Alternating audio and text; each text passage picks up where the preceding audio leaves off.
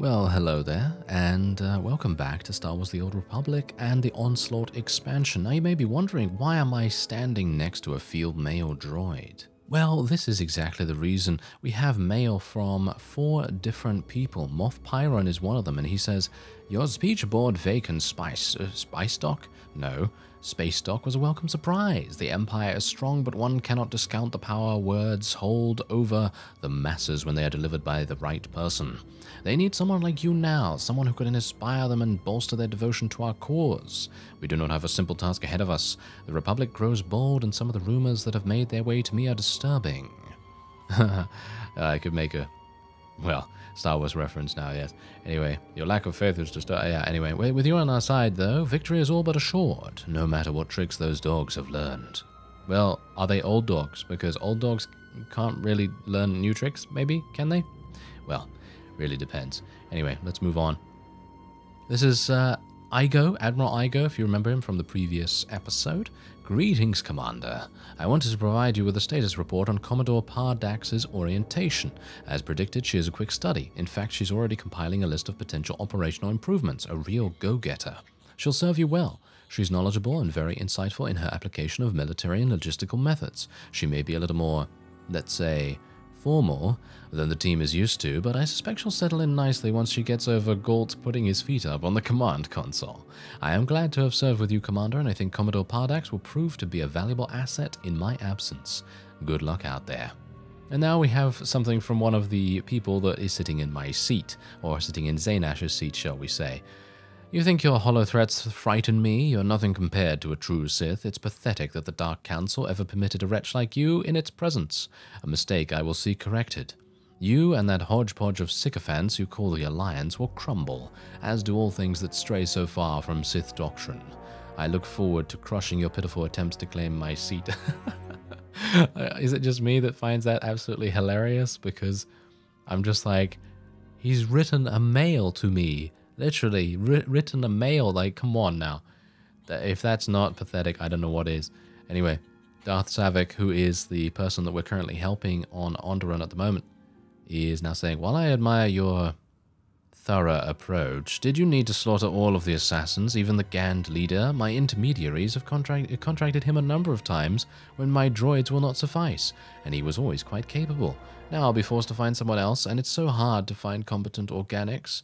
I suppose I could have requested you stay your hand, but I often forget that other Sith are not as pragmatic as I am.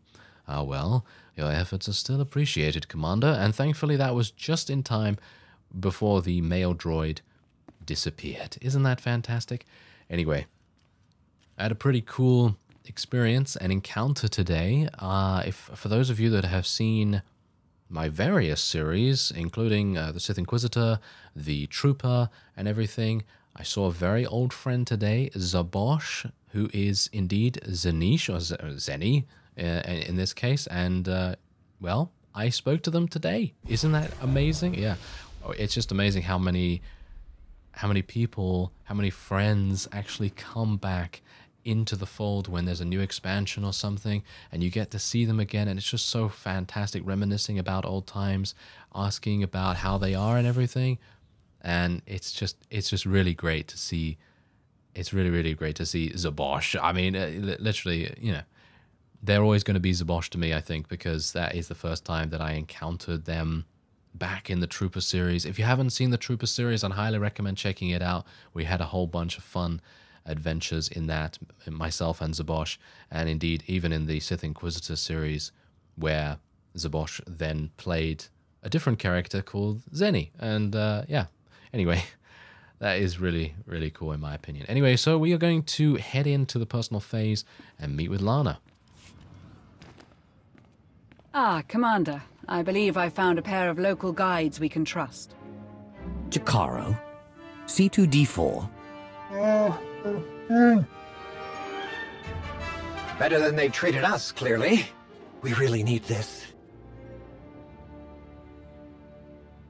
What have you been doing since Yavin? Working for a succession of idiots and cheapskates.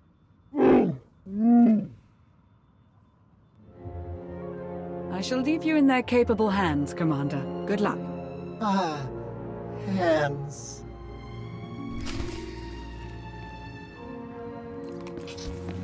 Feeling a bit We better just now? need to pick up a few questionably legal items to ensure all goes to plan. Luckily, we've made exactly the right friends here. Right, Chikaro? The delivery should be waiting for us. Okay, well that's great. The delivery will be waiting for us apparently. And yeah, I should really get used to not having HK55 as a companion now, because let's face it, I really love HK55, but of course we do need a guide on this planet. Let's get out my festive tauntaun and see what we can do. It seems like I will have to collect Blaster Replica. Okay, that's kind of interesting. I didn't realize we were going to be doing a collecting mission of any kind, but let's see where it may be. It's over here. All right. These blasters were modified to look Feeling a just bit like the better now? nobilities, house insignias and all. Rather ornate, too. Right, okay, that sounds good to me. Now, the one thing that I'm having difficulties with right now is when I should actually talk, because Jakaro is, of course, going to be speaking Wookiee, and C2D4 is, of course, going to be speaking Basic, and it's kind of difficult for me to know when one is going to stop talking and when the other one is going to start, so I might have some overlapping dialogue here and there. But there's actually all kinds of crafting trainers here too, which is really nice. But yeah, I'm not really that much of a crafter in this game. Do these ID crests Is look a that little better? flimsy to you? Well, at least Petrov is the only person they have to fool. Now for the data pads. Our slicer friend promised they'll be full of authentic personal correspondences. You pay for quality, Jakaro, and I had a good feeling about him. I'm an excellent judge of character. Right. a bit better now? Okay, so we're done. We're done with all of that, and yeah, I'm not entirely sure whether I'm a big fan of these two. I mean, I like them. Sorry to interrupt, but the king had a request he wished me to relay. If you... My oasis is overrun by lizards. The Jilla didn't warn me they'd reproduce like mad, and they're pushing out my favorite marks. They're ruining my hunts. Kill them! Right, so if I want to, I can do an optional objective. I'm probably not going to be doing the optional objectives for the most part, because I would much prefer to get to where I need to be. And wow, this is a really hard environment to traverse. Oh wow, okay, yeah, this is actually really cool though, that they have made a complete planet right here. And well, is it cool? Because I'm really bad at navigating new planets, so I guess we'll see what happens. But as it stands, I'm going to look forward to seeing some of the new enemies and everything. But I would very much like to get to the proving grounds as soon as possible. And let me just tell you, I'm pretty decent at stealth missions. Not so much on my trooper, because I'm getting all these nostalgic memories from when Zabosh and I used to do... we used to basically play... You know... Oh, what is it called again? The Black Talon? Isn't it called the Black Talon or something like that? That's one of the first dungeons or instances that you can go into. And, well, basically, yeah, we had to stealth by a whole bunch of enemies in that, or in one of those dungeons. And, yeah, definitely had to hone my stealthing skills there, that's for sure. Anyway, we're going to have to plant the blasters and everything here. Here we go. Let's see if we can do a little more... do I have to fight these? Ah, there we go. Planting bait. Okay, and the last one should be just over here. All right.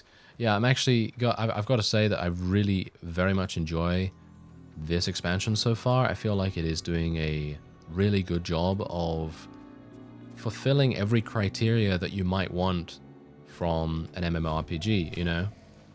It's giving things like combat, you know, you got the optional objective right there, so technically I could have fought some things. It's giving a good story, in my opinion. It's introducing a whole bunch of really cool characters, and as far as I'm aware, there are some returning companions in this particular expansion, which I was unaware of until a couple of people told me in the comments. But yeah, it's usually not a good idea to look at the comments if you want to avoid spoilers. Alright, so I'm going to look for a data stream. Am I actually supposed to look for this right here? Because I don't think I'm actually supposed to look for it right now. Am I? It's over in that way. Over in that direction. Oh, okay, yeah. So I should probably make my way over there. I am an imbecile. Am I not? Yes. Okay, yeah. So hopefully it's here. Really bad at jumping too. Can you tell? Alright, so let's see. Ah, here it is. Is that it? Is this it? Oh my goodness. Is that not it right in front of me right here? I'm pretty sure this is it. So I'm gonna have to... Is it not? Ah, here we go. Is that it? There we go. Okay, phew. I'm terrible at these. Yes, I am absolutely terrible. Okay, done. So that's fantastic. Destroy the communications uplink. So now I have to go up there. Oh, jumping puzzle? Or maybe just me being a little bit too straightforward. Is it really a jumping puzzle? Come on. They should not have me... Wait a minute. Yeah. I've got Force Lightning for a reason, haven't I? Yes. Can you tell that it's been a long time since I played this game? I have forgotten all of the intricacies. Ah, that's terrible. Alright, so I'm going to have to get a security key from the guards. So let's see if we can do some damage to these guys. And hopefully Jakara will heal me sufficiently enough. There we go. Yeah, I'm learning to... relearning how to fight properly as well, because... Let's face it, it's been a while since I have fought in this game. So far, things are not going too badly. From the guards, I just killed a bunch of guards. Doesn't seem like anything really happened here, but guess we're just going to attack a couple of others now. Maybe we'll get it from in there. Yeah, it's a pretty large area, so we will be able to get a keycard from there, no doubt, or whatever it may be.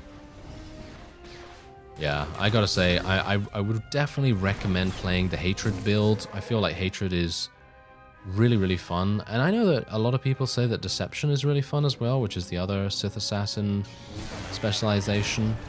And I think Deception is a lot more burst damage, isn't it? I think it's a lot more burst damage in comparison to what we're currently playing with here, which is more sustained overall damage. So it really, I guess, this just depends on what you want to do.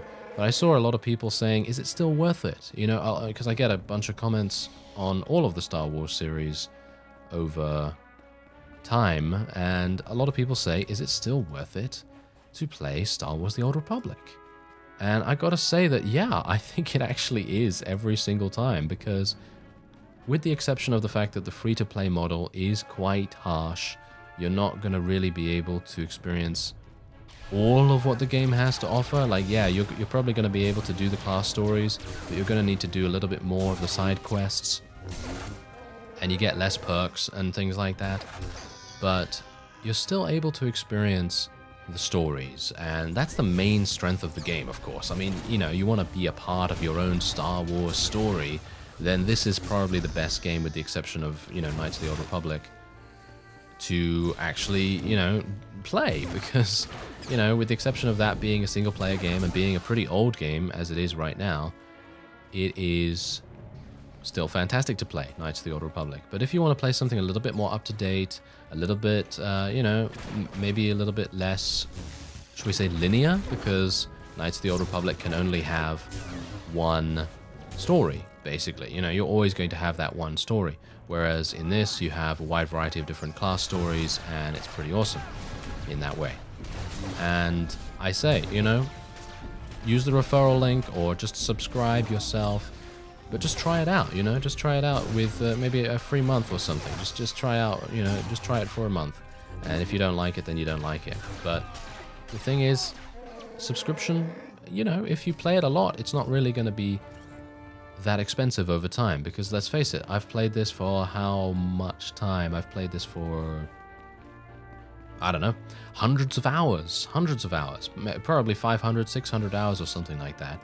And if you pay, I don't know how much it is, it's like, what, $12 or something? If you pay $12 per month and you play it for a couple of hours every day, or you play it for, you know, a couple of hours every weekend or something like that, you're going to get a lot of playtime out of that, and you're going to have all of the convenience of all of these different abilities, you know, because you're going to have all of these different things, or you're going to be able to get all these different things over time as you continue to play the game. Anyway, point is, I think it's still worth it to play Star Wars The Old Republic if you haven't experienced any of the class stories. They're all still really fun. Yeah, I actually thought there was going to be a cutscene, so that's why I decided, oh, there is a cutscene over here. Okay, that's great. Not one step closer. Identify yourself.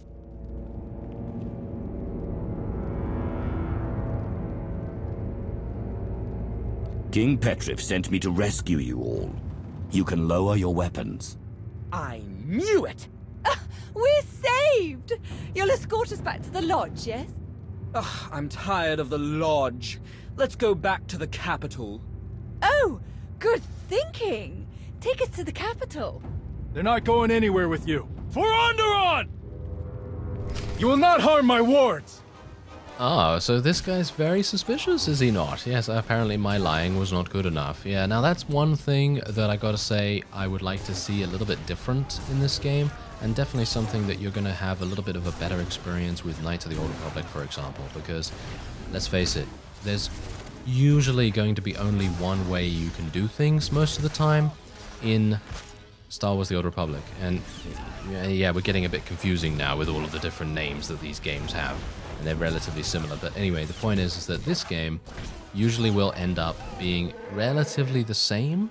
So, like for example, that encounter right there, I tried to lie my way past, and while that's fun and it's really cool to see exactly what happens, you know, because you have the opportunity to do that. It's an RPG after all.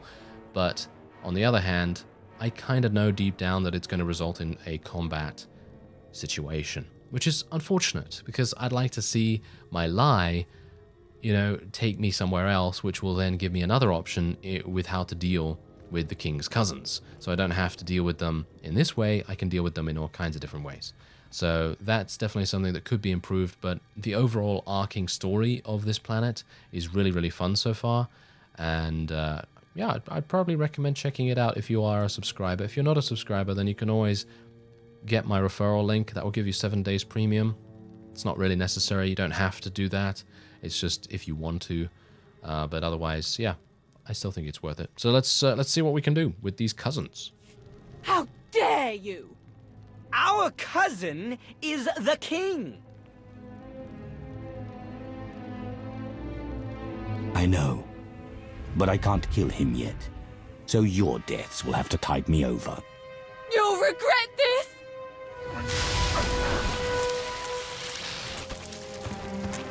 Sevik, Petrif's cousins are dead. Such a tragedy. I'll inform the king they were slain hours ago. Well done. Sevik, out. Ah, yes, I love that. Okay, so there's definitely something that I really love about that particular ending to that scenario, and that is that Xenash decided to use his Force Lightning. I like the fact that BioWare is starting to make changes to the way that Darths deal with their enemies. So instead of using their lightsaber, I mean, of course, in the case of the Sith warrior, using a lightsaber, that's perfectly perfectly understandable, you know. But using Force Lightning for a Sith assassin or Sith sorcerer is, in my opinion, a little bit more natural. I feel like it's going to be much more prevalent for them to do that than to get out their lightsaber. But the point is that it makes it a lot easier for the Sith Assassin to make it look cool, because with the Sith Assassin, it does have the dual-bladed lightsaber. We know that, you know, it has the, you know, the Darth Maul thing going on for it. But the thing with it is that whenever it goes to, you know, whenever there's like an animation in a cutscene and you're going to slash someone and kill them, usually that animation doesn't really work as intended, because the animation is kind of not programmed, but it's kind of telegraphed for a single-bladed lightsaber. So it looks weird to have the dual-bladed lightsaber in that same stance, if you know what I mean. And so having the Force Lightning actually happen instead, that makes all the difference to sell the atmosphere, to get you more immersed into the game. It really does make that difference. Commander, good. The king is attempting to rally support for an invasion of the capital. Your efforts were beyond successful. My plan unfolds precisely as scheduled. The king will rejoin us momentarily, having realized he lacks the military support to reclaim his palace. He will ramble about traitors, demand the blood of his enemies, and remind us yet again that he is king.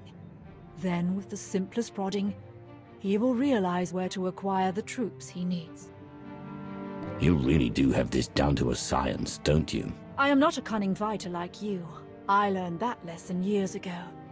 So, I have honed alternative skills to secure my victories. Traitorous! Cowardly! I want them all dead! I bet the nobles, my worthless bannermen, the Republic, all of them! Dear king, surely your allies rallied to your cause. Some did, and they will receive a king's reward, but far too few. We cannot take the capital with such a small force. I only wish the Empire could provide more aid in these dark times. No one else on this world has the strength to challenge the nobles and their off-world comrades. It seems impossible to believe. No. Onderon's strength is not yet lost.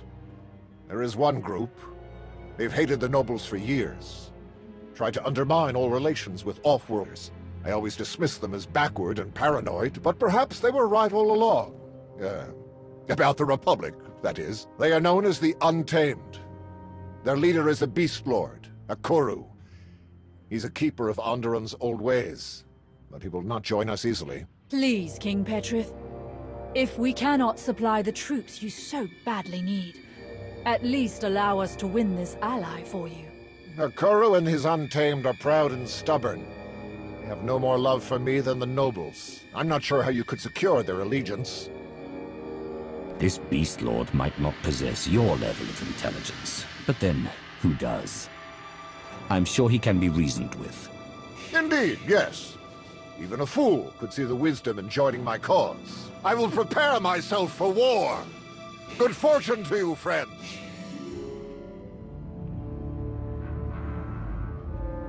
All too easy. The Untamed are Onderon's only other major group. Once they're weakened by joining this attack, they will pose no further threat to Imperial operations. There is a proper way to seek an audience with them. An old ritual. They love old rituals. Excellent. And one more thing. I've learned that Ikoru's elder brother, Brutan, once trained as a Sith. He died fighting Republic forces on Hoth. The rest of the Untamed aren't aware of Brutan's service. To leave Onderon and serve off-worlders would be abhorrent to them. Perhaps a useful bit of leverage over Ikoru. I'll keep that in mind when I speak to him. Thank you. Of course, I must finish preparing my own droids for the assault. It is best if any Imperial identifying components are removed. Good luck. Oh, Darth Savik. Whoa, what a mastermind. Isn't she such a mastermind? What a beast. No pun intended, but yeah, there you go. Anyway, that is... I love the mocking. The mocking option is always so amusing because the guy doesn't know. The guy doesn't know that we are actually mocking him. Twice now we've done it in the previous episode and now once again. How many times do you think we can get away with it? Maybe unlimited. Maybe unlimited.